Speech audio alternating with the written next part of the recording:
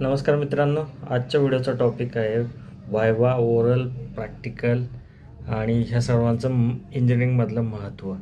Oral, practical आणि viva खरं तर हे एक म्हणजे ॲनालिसिस करण्याचं इंजिनिअरिंगमधलं रिझल्ट ॲनालिसिसचा एक पार्ट आहे, जिथे प्रत्येक सेमला 2 किंवा 3 ओरल प्रॅक्टिकल असतात.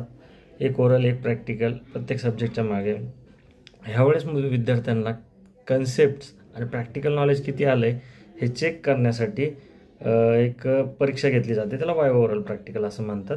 याच्यामध्ये SPPUमध्ये तरी एक्सटर्नली एखादा दुसऱ्या कॉलेजचा व्यक्ती येतो, प्रोफेसर येतो, जो ह्या मुलांना त्यांचे नॉलेज टेस्ट करतो. आयदर प्रॅक्टिकल एक्झाम असेल किंवा फक्त ओरल. अशा 2 पद्धतीने SPPUमध्ये ओरल, प्रॅक्टिकल एक्झाम होतात. आणि हे थिअरी जे आपण आत्ता सध्या पेपर्स देतो, एक्झाम देतो, त्याच्यापेक्षा ही वेगळी गोष्ट असते. मग ह्या एक्झाम हेच इंजिनिअरिंगचं सगळ्यात महत्त्वाची गोष्ट आहे.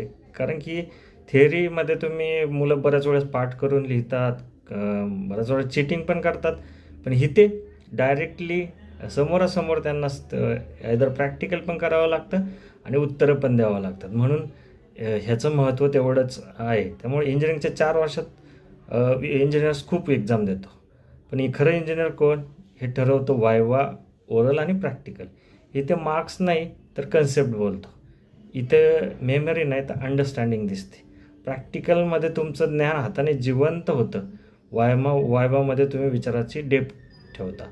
त्याच्यामुळे तुम्हाला जर अंडरस्टँडिंग, कन्सेप्ट ह्या सगळ्या गोष्टी जर क्लिअर असतील तरच तुम्ही वायवा आणि प्रॅक्टिकलच्या एक्झाममध्ये क्लिअर आणू शकता. म्हणून प्रेझेंटेशन सारख्या गोष्टी असतील किंवा तुमचं कोडिंग असेल, हे तुमचं रिअली तिथं पाहिलं जातं.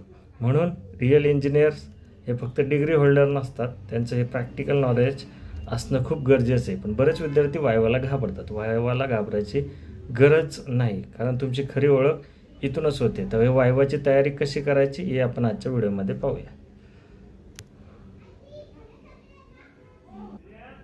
तर वायवा, ओरल देताना काही गोष्टी लक्षात ठेवणं गरजेचं आहे. आणि प्रॅक्टिकल एक्झाम कशी असते, आता फर्स्ट इयरच्या विद्यार्थ्यांना बऱ्यापैकी किंवा डायरेक्ट आत्ता जे सेकंड इयरमध्ये आले असतील त्या विद्यार्थ्यांना बऱ्यापैकी माहीत नसेल. तर अशा विद्यार्थ्यांसाठी आजचा हा व्हिडिओ बनवण्याचा माझा प्रयत्न आहे. तर सगळ्यात पहिल्यांदा लक्षात ठेवा की यामध्ये तुमच्या कन्सेप्टमध्ये क्लिअरिटी असणं खूप गरजेचं आहे. तुम्ही थेरॉटिकली वाचून फायदा नाही, तुम्ही फक्त पाठ केलेलं सांगून उपयोग नसतो. बऱ्याच वेळा इथे असे प्रॅक्टिकल क्वेश्चन्स विचारले जातात ज्याच्या उत्तरं विद्यार्थ्यांना त्यावेळेस माहिती नसतात.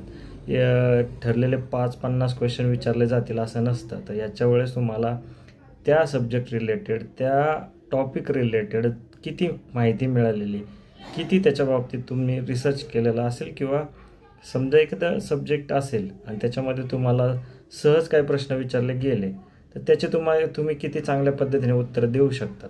तर ह्याच्या रिलेटेड असू शकतो. समजा आता आपण एखाद्या इलेक्ट्रॉनिक्स रिलेटेड समजा कन्सेप्ट पाहू, जिथे जर एखादा प्रश्न विचारला गेला आणि समजा RMT सारखा किंवा क्लाउड कम्प्युटिंग सारखा सब्जेक्ट असेल, जिथे क्लाउड कम्प्युटिंगवर जर विचारलं गेलं की व्हॉट इज द क्लाउडचे टाईप्स किती, त्याचं प्रॅक्टिकल एक्झाम्पल किती, तर अशा वेळेस उत्तरं मुलांना माहीत असणं गरजेचे. फक्त पुस्तकातलं वाचलेलं, कुठेतरी पाठ केलेलं अशा गोष्टीची उत्तरं देऊन जमत नाही. अशा वेळेस त्या रिलेटेडची माहिती ही त्या विद्यार्थ्याला असणं गरजेचं आहे. आणि जे प्रॅक्टिकल एक्झामची गोष्ट करू तर त्याच्यामध्ये कसं असतं की तुम्ही जे 8-10 प्रॅक्टिकल परफॉर्म केलेले असतील तुमच्या आपल्या सिलेबसच्या पॉईंट ऑफ व्ह्यूने, आणि तुमच्या पूर्ण सेममध्ये तुम्हाला समजा 8 ते 10 प्रॅक्टिकल केलेले असतील, त्यातील एक प्रॅक्टिकल तुम्हाला परफॉर्म करायचं असतं.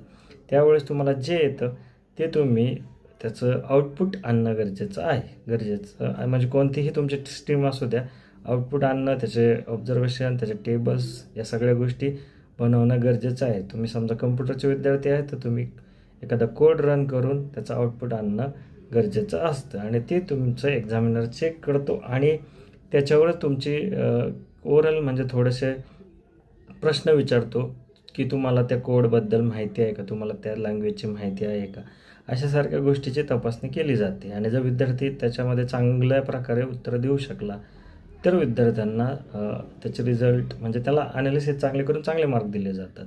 तर अशी प्रोसेस असते. आणि जे ओरलच्या बाबतीत सांगायला गेलं तर ओरलमध्ये जे तुम्ही काही ओरल्स म्हणजे प्रॅक्टिकल बेस्डच असतात, फक्त त्या परफॉर्म करायच्या नसतात. त्याच्या रिलेटेड आणि सब्जेक्ट रिलेटेड असे काही क्वेश्चन्स असतात, त्याची उत्तरे तुम्ही म्हणजे त्या अभ्यासाच्या रिलेटेड तयारी करून देणं गरजेचं असतं. म्हणून हे 2 प्रकारचे ओरल आणि प्रॅक्टिकल्स असतात. त्याचबरोबर थर्ड इयर आणि लास्ट इयरसाठी मिनी प्रोजेक्ट आणि फायनल प्रोजेक्टचे प्रेझेंटेशन होतात. हे प्रेझेंटेशन काय होतात, तर ह्या प्रेझेंटेशनमध्ये तुम्हाला त्या प्रोजेक्ट रिलेटेड पूर्ण कन्सेप्ट, तुम्ही तो प्रोजेक्ट घेताना कोणती आयडिया वापरली, कोणता प्रॉब्लेम सॉल्व्ह करण्याचा प्रयत्न केला, त्याच्यानंतर तो एक्झिक्यूट कसा करत गेला, त्याच्या रिलेटेड कोणते कंपोनंट्स वापरले, कसा डेव्हलप करत गेला, आणि त्यात तुम्ही किती प्रॅक्टिकल नॉलेज घेतलं, या सगळ्या गोष्टीची उत्तरं तुम्हाला ॲट द टाईम ऑफ तुमच्या एक्झामच्या वेळेस द्यावं लागतात.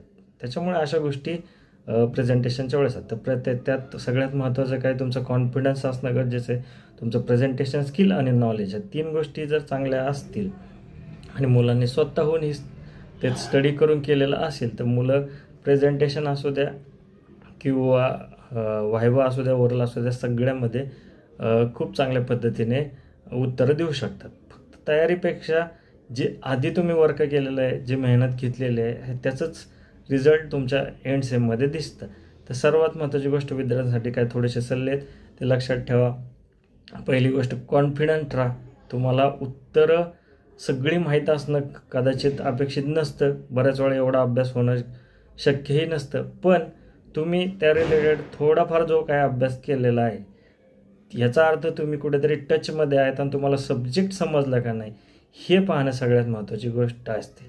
कारण तुम्ही ज्यावेळेस ह्या एंड सेम पास होऊन पुढे जाणार असता, ही सेम क्लिअर करून पुढे जाणार असता, त्यावेळेस तुम्हाला काय बेसिक गोष्टीचं अंडरस्टँडिंग झालं आहे का नाही, हे चेक करण्यासाठीच ह्या एक्झाम असतात.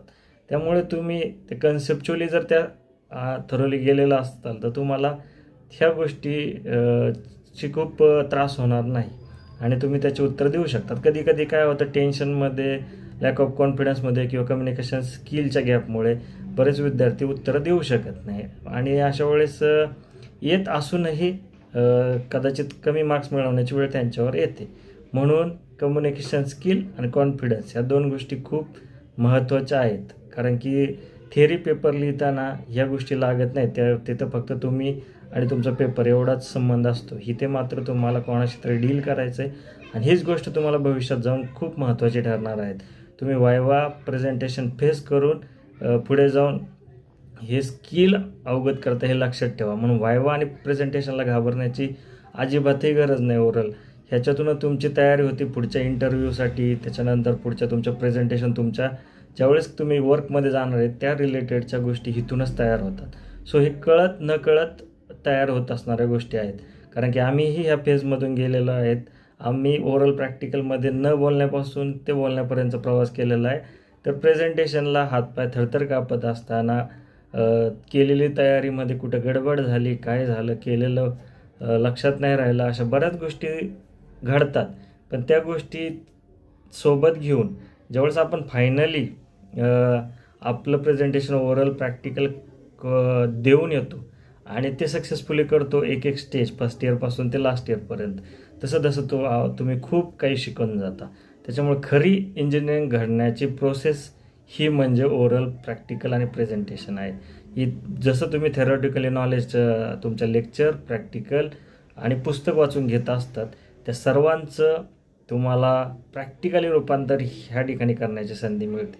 म्हणून आत्ता ह्यांना ओरल, प्रॅक्टिकल असू द्या, ह्या एक्झामला तेवढ्या सिरियसली घेणं खूप गरजेचं आहे. आणि ह्या एक्झाम देऊन तुम्ही एकदा जर पुढे गेला तर तुम्हाला आयुष्यात किंवा भविष्यात खूप साऱ्या गोष्टी साध्य करणं सहज शक्य होऊन जातं.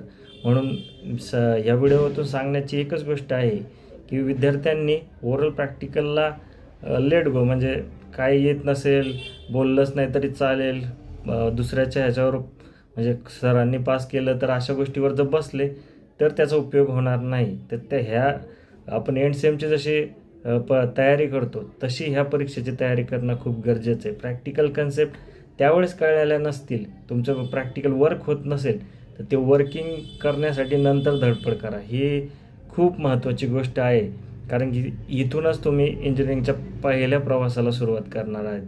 म्हणून विद्यार्थ्यांना सांगतो, या परीक्षेसाठी सर्वांना शुभेच्छा देतो आणि एकच सांगतो की तयारीला लागा.